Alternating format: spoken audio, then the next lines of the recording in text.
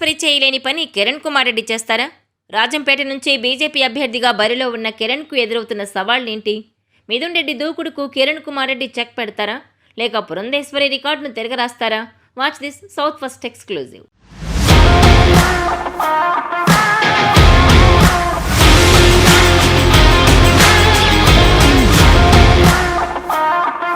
ఆంధ్రప్రదేశ్లో వచ్చే ఎన్నికల్లో టీడీపీ, జనసేన, బీజేపీ కలిసి పోటీ చేయనున్న సంగతి తెలిసిందే. బీజేపీ 6 ఎంపీ సీట్లు, 10 అసెంబ్లీ సీట్లలో పోటీ చేస్తోంది. ఈ నేపథ్యంలో వైసీపీ కంచుకోటల్లో ఒకటైన రాజంపేట ఎంపీ స్థానంపై సర్వత్రా ఆసక్తి రేపుతోంది.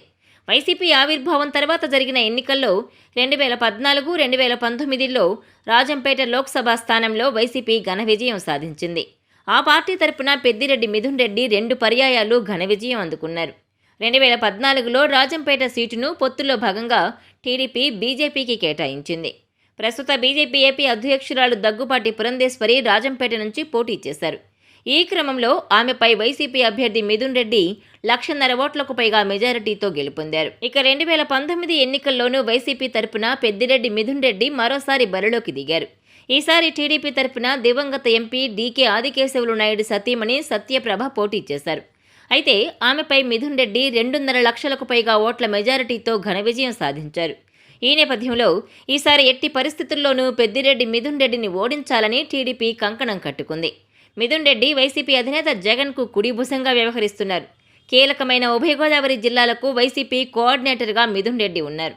అలాగే వైసీపీ లోక్సభ పక్ష నేతగాను మిథున్ చక్రం తిప్పుతున్నారు.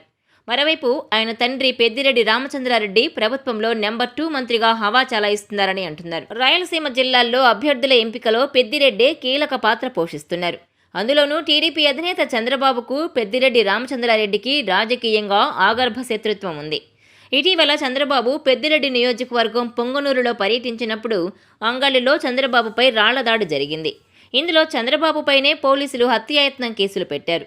ఈ నేపథ్యంలో ఈసారి తండ్రి కొడుకులిద్దరినీ ఓడించడానికి చంద్రబాబు గట్టిగా కంకణం కట్టుకున్నారని అంటున్నారు.